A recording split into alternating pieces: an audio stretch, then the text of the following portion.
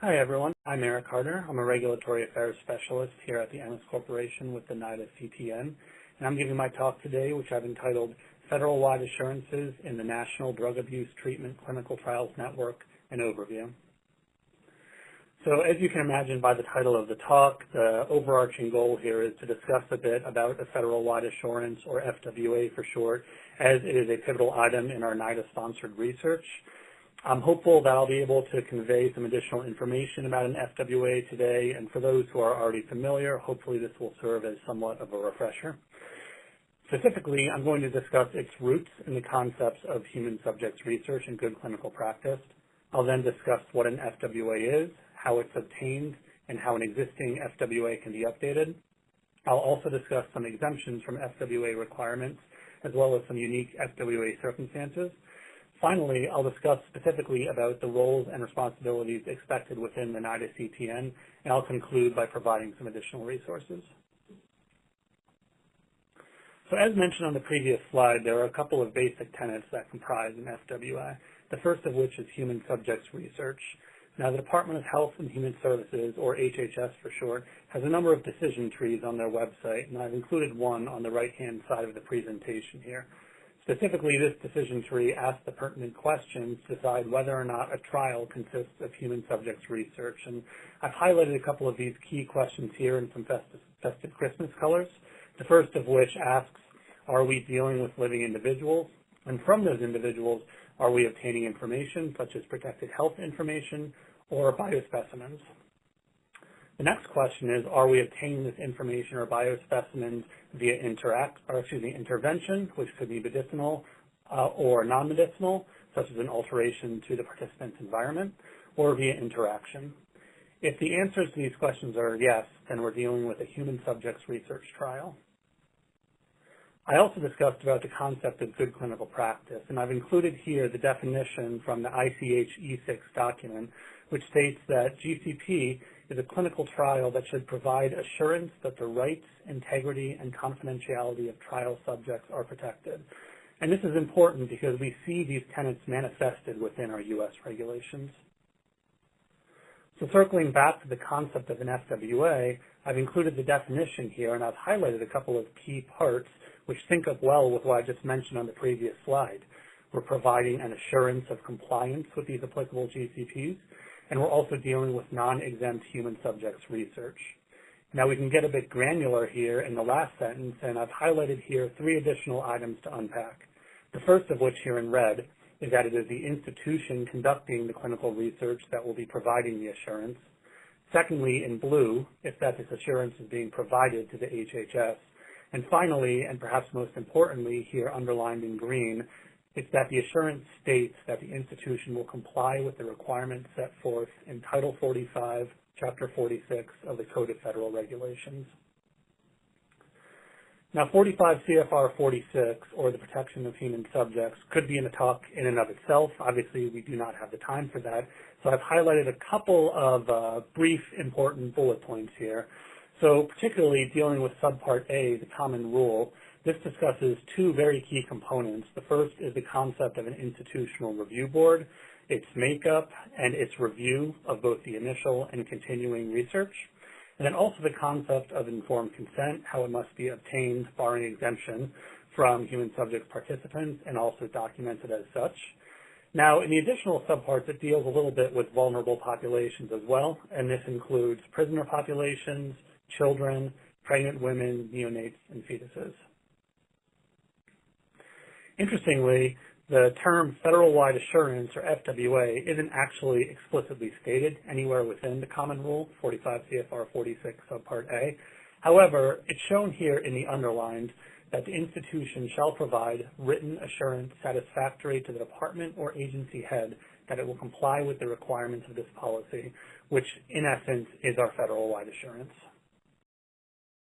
In addition to the compliance with the common rule, there are 4 additional tenets to the FWA that I've listed here on this slide.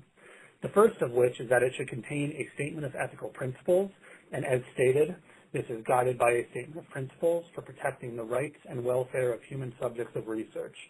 This could be adherence to some of your classical regulatory documentation, such as the Declaration of Helsinki or the Belmont Report, or it could be language in the institution's own wording. Next is the applicability statement, which essentially states that the FWA is applicable for any of the HHS-sponsored, non-exempt human subjects research studies. The assurance of compliance states very similarly that it will be 45 CFR 46, subpart A, the common rule that must be adhered to under the term of an FWA. And this all feeds into the concept of what exactly makes this a federal-wide assurance. So we know that there are upwards of 20 government agencies and departments that have adopted the common rule. It's not just the Department of Health and Human Services. So an FWA attained from any of these federal agencies or departments is actually applicable to research funded by another one of these common rule adopting agencies, which is where this concept of federal-wide comes from, since the common rule, again, is shared and adopted across these various government entities. So with what I've stated so far, what am I really getting at? What's the bottom line? And it's simple. If you don't have an FWA, you cannot perform human subjects research if you're sponsored by the HHS. Now this helps me segue into the next portion of my discussion, which is how to go about obtaining an FWA, and I've broken this down into two key pieces, the first of which I've called assuring review of research. Now again, on the right-hand side of the slide, I've included another decision tree from the HHS website. This one has to do with registering an IRB and how it relates to obtaining an FWA. So again, I've highlighted a couple of key portions. Firstly, in red, we know from the common rule that this research must be reviewed by an IRB. So if the institution is synced with an IRB that is registered with the Office for Human Research Protections, or OHRP, they can go ahead and file an application to HHS and OHRP for their FWA. In green here, this shows what to do if the institution has an institutional IRB, but it is not yet registered with the OHRP. They must do so once the IRB is registered with OHRP and active. Then similarly to what I just described, the institution can apply for an FWA. And finally, here in blue, what if the institution does not have an institutional IRB? That's not necessarily a problem. There are external IRBs that can be utilized, as long as there is a written agreement established such that the institution is relying on this external IRB and the external IRB is also registered with the OHRP. They can use that IRB in order to then apply for the FWA. And the second part of this process is the registration itself, and this occurs electronically on the OHRP website. And on the left-hand side here, I've listed the contents of the FWA application. Now, the first two are what I would consider administrative items. It's the name and the address of the institution, and also the name and address of any of the institutional components. For example, if this is like a large school network, there could be a hospital or a school of public health. These could be the components all under the same FWA. 3 through 5, this is the statement of principles, applicability statement, and assurance of compliance that I discussed a few slides ago. Number 6 is the designation of IRBs, which I discussed in the previous slide. However, there is one note that I would like to make regarding whether or not the institution is relying on internal or external IRBs. In the case of the former, they must list all of the internal IRBs that they are relying on. However, if they are relying solely on an external IRB, they only need list the IRB that's going to be reviewing the largest percentage of their research. Items in 7 and 8 have to do with people in particular. So number 7, this is our Human Protections Administrator, and this is going to be someone who has a lot of familiarity with the statement of principles. They know the ins and outs of exactly how the human subjects in the research are going to be protected. And number 8, the signatory official is as it sounds. He or she will be signing off on the applicable FWA documentation, and this is typically a high-ranking person within the institution. So, summing it all up, I think I've been able to list on the previous slide that there are a number of key FWA stakeholders. First and foremost is the institution itself. As I've explained, it is the institution, not the IRB, that is obtaining the FWA from OHRP. Next are the signatory official and the Human Protections Administrator that I mentioned, who are listed specifically in the FWA application. And then finally, within the institution, upon obtainment of an FWA, we know that all of the employees and the agents, even though they're not specifically listed within the FWA, they are covered by that institution's FWA. The IRB is another key component. It needs to be registered with OHRP, and it will be providing oversight over all of the HHS-sponsored research at this institution. And the HHS and OHRP themselves, they will be the ones providing the funding in this scenario, and also reviewing the applications not only for the FWA, but also in the case of an IRB that needs to register. And finally, and I think most importantly, we would all agree, are the clinical trial participants themselves. So by virtue of the adherence with 45 CFR 46 subpart A, we know that the trial participants who are going to benefit, they have the ability to know that the assurance is being provided to the federal government that these key regulatory tenets are being adhered to. So now we have our FWA. What's next? So we know that if no changes were to be made to the FWA, at the minimum, it would still need to be renewed every 5 years. These do not exist in perpetuity. However, there is a need for more contemporaneous updating, and I've listed a couple of examples of major changes here on this slide, the first of which would be the name of the institution changes, or the Human Protections Administrator or signatory official changes. And if these changes are made, HHS and OHRP must be notified within 90 days of that change.